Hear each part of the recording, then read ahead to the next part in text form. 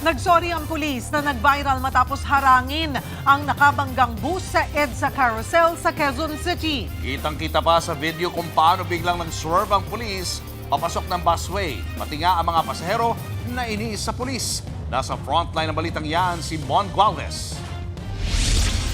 Sa CCTV footage na ito sa bahagi ng EDSA northbound sa Main Avenue, Quezon City nitong Biyernes, makikita ang PNP coaster na nag-swerve mula 4th lane at pinilit makapasok sa EDSA Carousel. Nabangga tuloy ito ng dumaraang bus. Police, hindi man lang busina.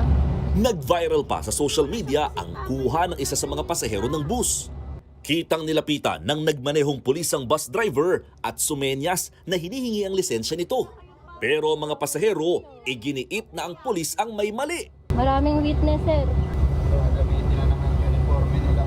Inabot din ng kalahating oras kaya naabala ang biyahe ng mga pasahero. Sir, nagmamadali po kami. Abala kayo. Kanina, humarap sa National Police Commission o NAPOLCOM ang sangkot na pulis na kinilalang si Police Chief Master Sergeant Jennifer Bredico. Aminado siyang mali ang swerving na humantong sa banggaan. Paliwanag ng pulis, kumukuha siya ng mga pasahero noon para sa libreng sakay program. Humihingi po ako, sir, ng taus-pusong pasensya po sa nagawa kong kamalian. Wala naman kasi akong ibang mapapasukan kundi yung butas lang po na iyon. Labis na rin daw siyang naapektuhan ng mga negatibong komento sa social media.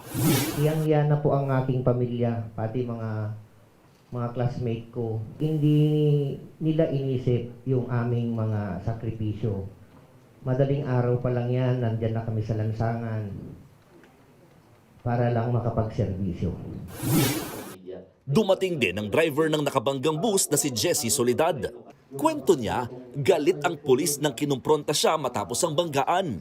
Dumipensa rin siya sa mga nagsasabing kaya pa namang iwasan ng pagsalpok kung nagpreno lamang ang bus. Nagpreno po ako, kaso po hindi po talaga siya kinaya dahil sobrang dikit po yung pasok po niya sa carousel. Pag pinihit po ko yung manibela pa kaliwa, baka sumalpok po ako sa island at madisgrasya po yung mga pasahero ko.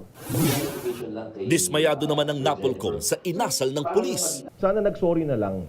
Sana tinulungan na lang yung bus na aksidente, dinala sa stasyon para may proper report, covered naman ng insurance yan. We don't need to complicate things. We don't need to flex because we are in uniform. Sa ngayon, nirelieve na sa pwestong sangkot na pulis, pati na ang immediate supervisor nito sa PNP Logistics Support Service.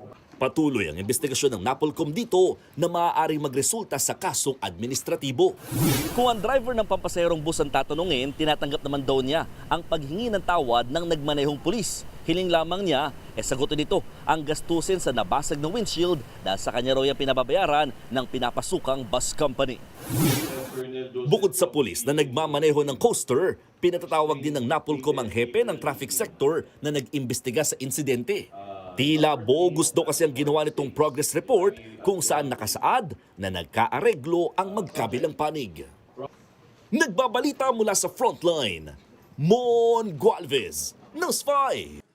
Mga kapatid, Julius Babaw po. Para sa komprehensibo at makabuluhang balitaan at talakayan, mag-follow at mag-subscribe na sa social media pages ng News 5.